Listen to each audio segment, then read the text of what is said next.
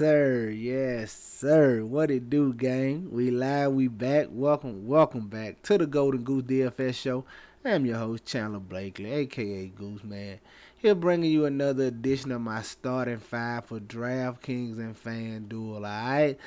We gonna get right into it, but before we do, quick spiel. You know what to do. You new to the channel, hit the subscribe button, turn your notification bell on. You in the right spot, man. You done stumbled across the best kept secret in DFS. Everybody, hit that like button for your boy. We're going to get into this breakdown. Sorry, no video yesterday, but it's two games. I couldn't do much. I really took the slate off. I think I put in like two lineups yesterday on DK. That was it. I took the slate off, man. Basketball is such a grind. You got to take your rest days where you can get them. But we back, charged up, ready to go for y'all. Got this monster 14 game slate. Whew, it's gonna be ready, man. Be ready. But we locked in, man. We ready to go. I'm gonna be watching this slate closely all day. Try to turn out a nice starting five for y'all since there's no NBA games tomorrow. Let's get to it with our assessment of the slate as we see it now. Lot of questionable tags. You know it's gonna be a lot of news, alright? So however it look right now, it may change completely by the time Lock get here. Alright, let's get into it though. But at the point guard spot, at the top, a guy I'm looking to, he's probable right now. So that normally that means there's a good chance they play. So I'm gonna take it as he's playing, and I'm going to Russell Westbrook. I know. He let us down last time in this spot. He set out the last game. There's plenty of other guards you can go to. People are going to want to go back to CJ with Zion still expected to be out over there. But I'm going to take a guy for 7,600 that has triple-double upside. Even in the limited run he saw the first game with LeBron and no AD. I don't even know LeBron played that one. But anyway, he didn't get 30 minutes. He's still almost triple-double, man. You talking about a guy with triple-double upside for 7,600.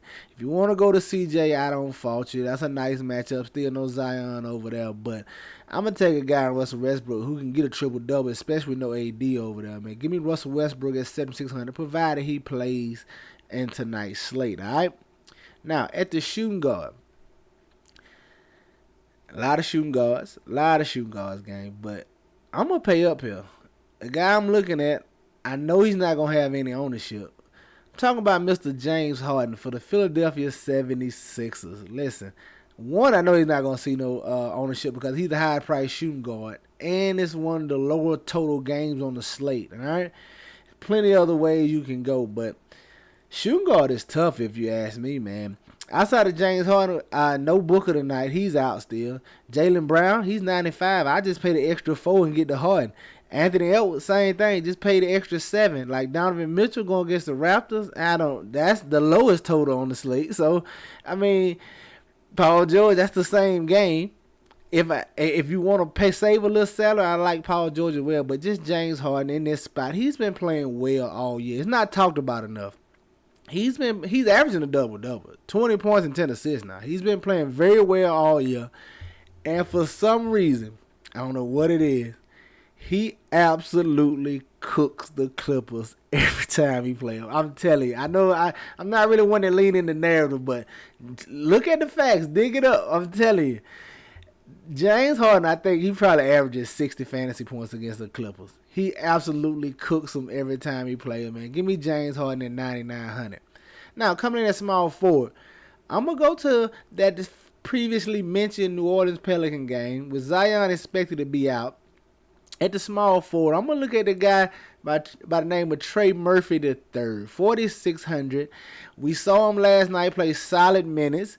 Now, he probably comes in lower on. Everybody probably go to Herb Jones as they saw he's the one with the big minutes yesterday. He played a ton of minutes yesterday in Zion absence.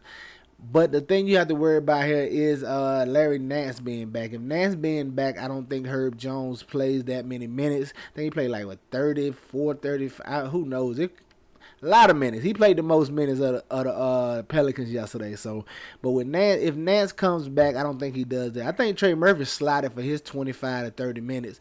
Probably more if he's playing well. And just the eye test for me, especially if Herb Jones is going to come in higher on, give me Trey Murphy.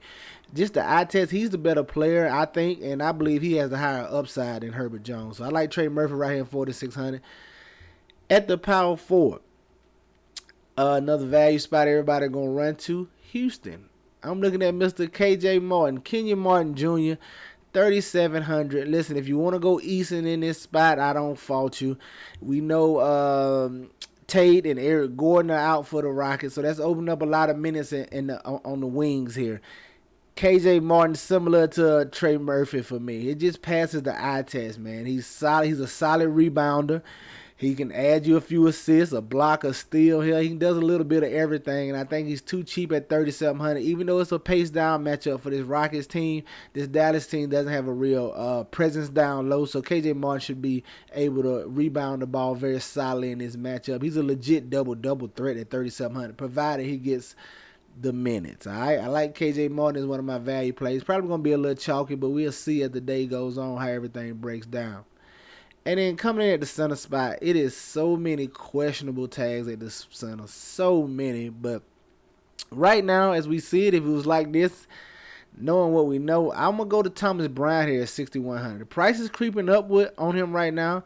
I'm a little uncomfortable with this price. It's getting a little too high for me. But like I said, right now, we just don't know what centers are going to be available. And Thomas Bryant is in a great matchup against the Charlotte Hornets. Everybody know pick on Hornets with the center. 6,100. He's a solid play regardless, but we hoping some value opens up during the day that opens up better plays at center. But he's still a solid play regardless. I'm just a little uncomfortable with this price, but we rolling with him right now. Like I said, at 6,100, he's definitely in play. He's definitely in the player pool. But there you have it, man. Your starting five for DraftKings: Russell Westbrook, James Harden, Trey Murphy III, KJ Martin, and Thomas Bryant. Let's go look at FanDuel and see what I'm feeling over there. All right. Coming in at the top on FanDuel, man, CP3, 7,900. Like this price tag on. They expected to still be without Booker over here, so he's definitely gonna have to step up in this matchup against the Memphis Grizzlies. I think they're gonna be gunning for Ja. Anybody he play in the West for the rest of the season may be gunning for him, man. After those recent comments, I know he's been getting a lot of flack saying he got the West, he's not worried about it, nobody. So I think they could be gunning for him for every time he steps on the court. But that may be what he wants. I like the brashness of the young boy Ja Morant. But give me Chris Paul, 7,900. He's going to have ample opportunities to do whatever. Double threat with points and assists. Give me CP3 in this matchup against the Grizzlies. At the shooting guard, you know I'm going to stay with some James Harden for $500 cheaper, 9,400. Yes, sir. Sign me up, man. Small forward, staying with KJ Martin, 4,200. Like I said, baby double threat in this matchup against the Mavericks. I think he's an excellent value play no matter how much he's on today, provided he's starting and getting the minutes, all right? Coming in at the power forward, give me Domantas Sabonis, 10-2. I like this price tag a little better over here on FanDuel. Listen, he should absolutely crush against the Wizards. No matter if Porzingis plays or not, he should absolutely eat on the boards. Big double threat. I mean, if Porzingis is out there, it may hurt him just slightly, as he won't be able to be as close to the paint all the time, as Porzingis is going to stretch him out. But it doesn't matter. He just absolutely crushed down low against this Wizards team, man. There's nobody to stop him. They don't have a body they could throw at him.